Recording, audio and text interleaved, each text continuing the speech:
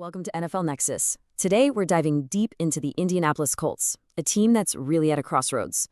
Their 2026 draft, it's not just about adding new faces. It's about a franchise facing some incredibly high-stakes decisions that could honestly shape their future for the next 5 years or more. So yeah, let's get right into it.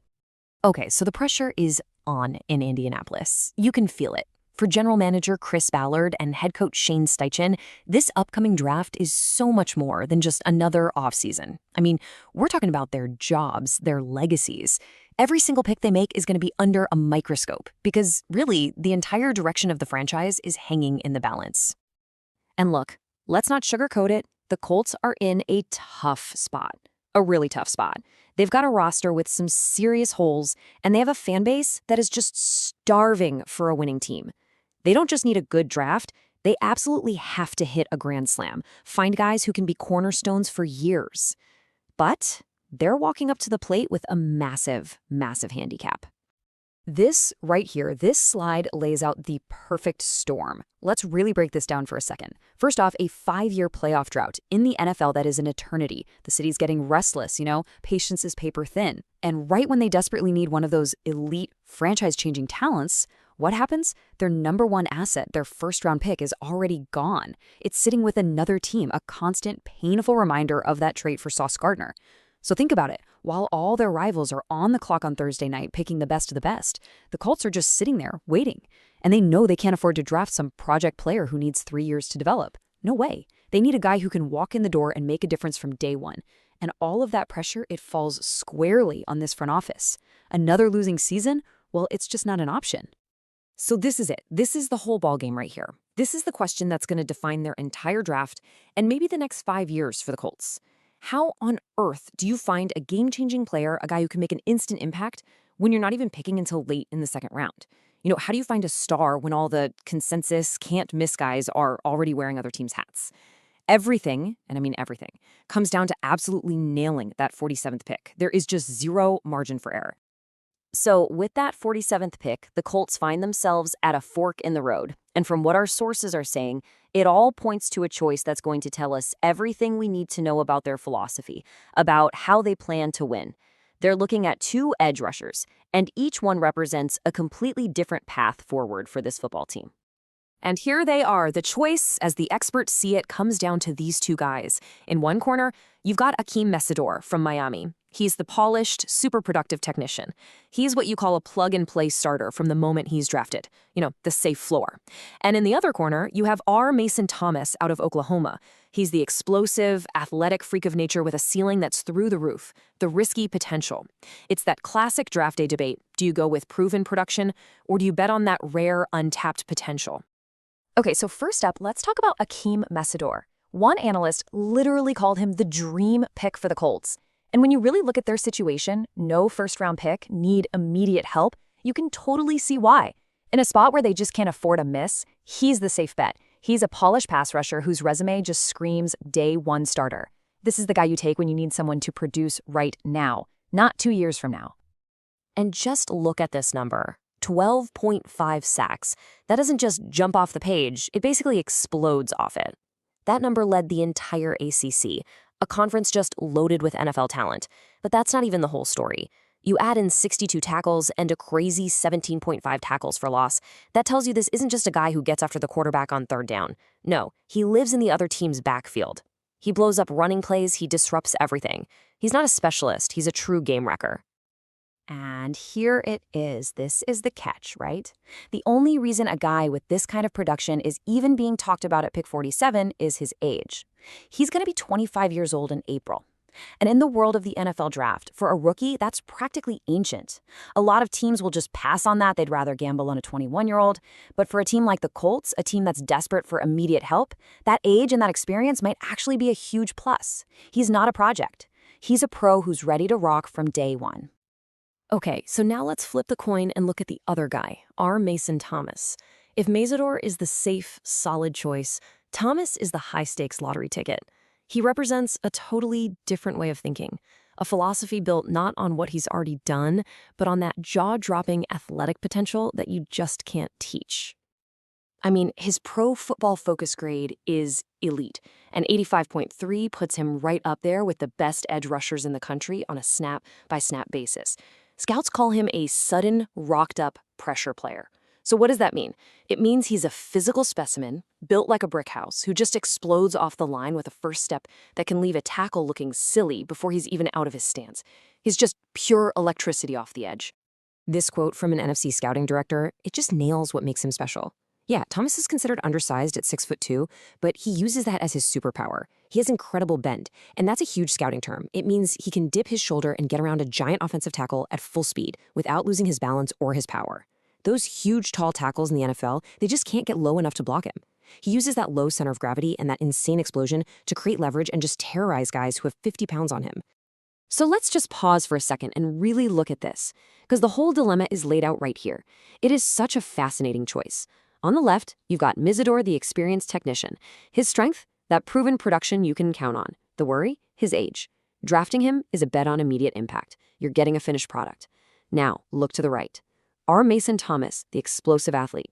His strength is that special, unteachable bend and quickness. But you've got concerns about his size and a past injury. Drafting him is a pure bet on upside, a gamble that your coaches can turn him into a superstar. This one pick could really show a major shift in how GM Chris Ballard thinks. Does he stick to his usual type, or does the pressure to win now push him to the safe pick? Or does he finally swing for the fences on a different kind of athlete? It's a real crossroad. So, for the rest of this breakdown, let's play this out. We're going to follow a full 7-round mock draft that starts with the Colts making a decision. They're going with the experienced technician, Akheem Mesidor. This will let us see how they could build out their entire draft class based on that win-now philosophy, focusing on building a defensive foundation piece by piece. All right, so they've got their edge rusher. Now, in the third round, they turn their attention to another huge hole on their roster, their linebackers. Last season, their linebackers were one of the worst groups in the league when it came to covering passes, and that's just a killer in today's NFL. So their solution in this mock? Kyle Lewis, a coverage specialist from Pitt who seems like he was built in a lab to fix that exact problem. This pick is all about what happened at the Senior Bowl. See, Kyle Lewis went down to Mobile, Alabama, and most people saw him as a late-round guy, maybe a day 3 pick. He left with everybody buzzing about him as a solid day 2 talent. He apparently dominated the one-on-one coverage drills, showing off the exact kind of fluid movement the Colts need. And even though he's a little smaller for a linebacker, he plays with some serious pop. He's not afraid to get physical. This isn't just a depth signing. Analysts think Louis could be a day 1 starter for defensive coordinator Lou Anarumo, a guy who could totally change the look of that defense right from the jump. Moving on to the 4th round, and the Colts are doubling down on that defensive line, just adding more power and beef up front. They grab Dante Corleone, a beast who can be a key rotational player behind their star nose tackle Grover Stewart. Now look, this isn't going to be a flashy pick that gets the headlines, but this is the kind of smart, tough move in the trenches that helps you win games in January. Corleone is what football guys call a gap eater. So what does that actually mean? Well, basically he's a human roadblock. His job is to be so strong and powerful that he commands a double team, right? He occupies 2 blockers at once. And by doing that, he plugs up the running lanes. And more importantly, he keeps those linebackers, guys like the new rookie Kyle Lewis, clean and free to fly around and make tackles. He's a force multiplier. Oh, and come on, the nickname from The Godfather, it's an all-timer. You got to make that pick. The defensive makeover just keeps on going into the 5th round with a really interesting player, Cole Wisniewski from Texas Tech. He's this super versatile defensive back, a real chess piece for the defense, which could be huge, especially since veteran safety Nick Cross might be leaving in free agency. And this is what makes a guy like Wisniewski so valuable in the modern NFL. He's what you call a tweener, and these days that's a good thing. He's a giant safety, 6'4", 220 pounds. Because of that size, some scouts actually think he might be an even better linebacker at the pro level. That hybrid skill set where you can cover like a safety but hit like a linebacker makes him a perfect weapon for a creative coordinator. You can move him all over the field to create mismatches and just totally mess with an offense. All right, so after 4 straight picks on defense, a total overhaul on that side of the ball, the Colts finally switch things up and look at the offense. Late in the draft, this is where you're looking for that diamond in the rough, a playmaker who can give you some unexpected value. And so in the 7th round, the Colts take a flyer on Wisconsin wide receiver Vinny Anthony II. This is that kind of late-round pick that can really pay off. A talented kid from a big-time program who's probably got a huge chip on his shoulder for falling this far in the draft.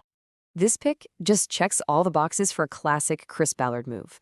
Alec Pierce could be a free agent, so Anthony gives them some cheap, versatile depth in that receiver room. He can play both inside and outside, and scouts love how he gets off the line against press coverage, which is so key in the NFL. And of course, that Wisconsin's connection. We know the Colts GM loves drafting players from that school. For a seventh rounder, this is a pick that makes a ton of sense.